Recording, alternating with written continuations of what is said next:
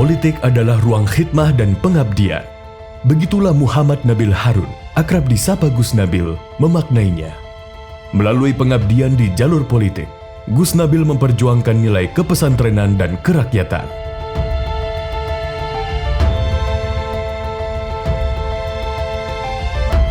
Gus Nabil lahir di Temanggung 25 Juli 1984.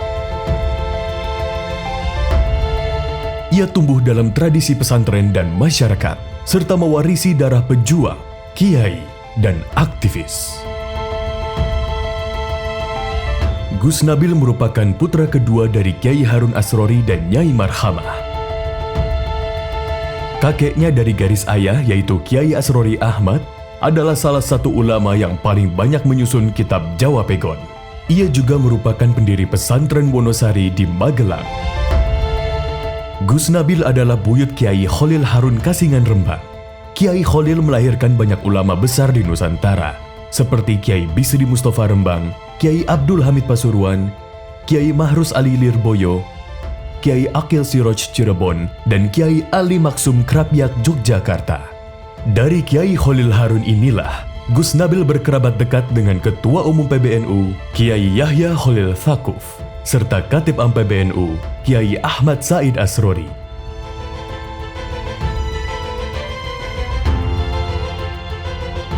Kiai Harun, sang ayah, meninggal dalam usia muda saat Gus Nabil masih sangat belia.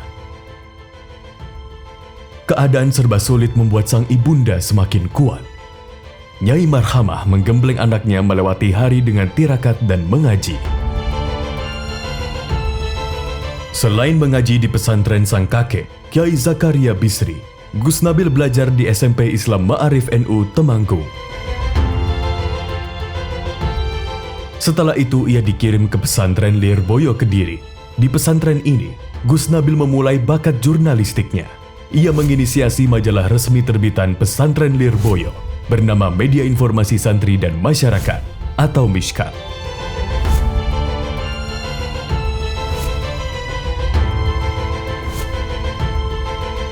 Kiprah di Mishkat mengantarkannya terlibat dalam sejumlah buku-buku penting. Salah satunya adalah Ahkamul Fuqoha, solusi problematika hukum Islam.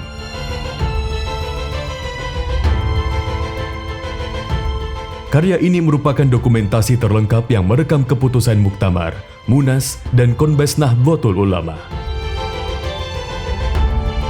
Gus Nabil juga dipercaya menjadi pengurus LTN PCNU Kota Kediri dan LTN PWNU Jawa Timur. Pada masa di Lirboyo Kediri ini, ia sering mendapat dawuh masyayikh untuk mengawal Kiai Hashim Muzadi dan Ibu Khofifah Indar Parawansa berdakwah ke Hong Kong dan Taiwan.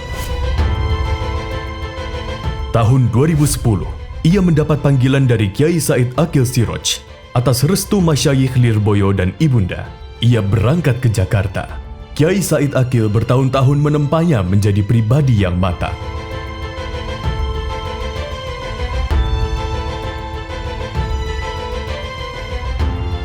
Sejak 2011, Gus Nabil terlibat di pimpinan pusat Pagar Nusa. Awalnya, ia diamanahi mengawal Departemen Media dan Litbang. Kurun waktu 2012 sampai 2017, Gus Nabil memegang tanggung jawab sebagai Sekretaris Umum Pagar Nusa. Setelah itu, selama 2 periode berturut-turut, ia terpilih sebagai Ketua Umum Pimpinan Pusat Pagar Nusa. Di bawah kepemimpinan Gus Nabil, Pagar Nusa berkembang pesat. Keanggotaannya menembus 3 juta pendekar dan kader.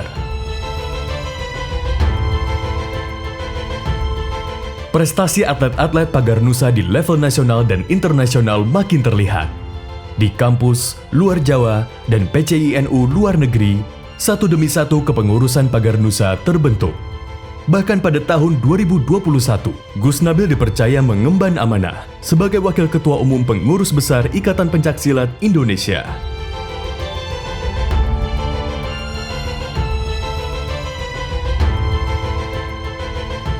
Pada 2019 lalu, Gus Nabil mendapat dawuh dari sejumlah kiai dan gurunya untuk berkhidmah di jalur politik.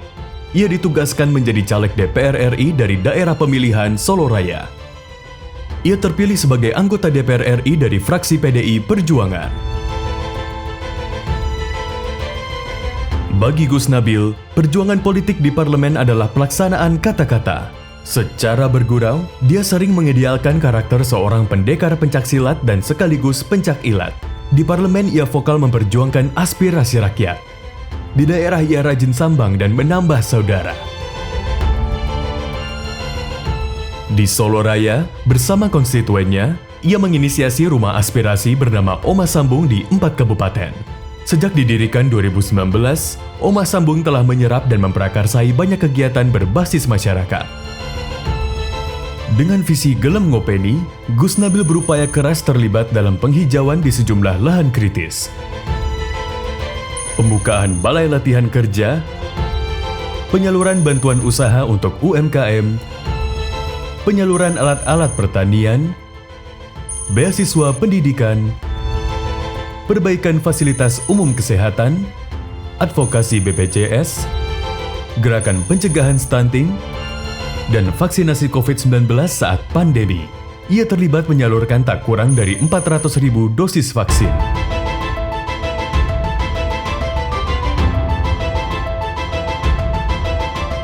Pada 2024 ini, Gus Nabil kembali menerima dawuh untuk meneruskan pengabdian di politik. DPP PDI Perjuangan menugaskannya bergerak dari Solo Raya ke Lamongan dan Gresik. Ibarat aliran bengawan, kali ini ia mengalir dari hulu menuju muara.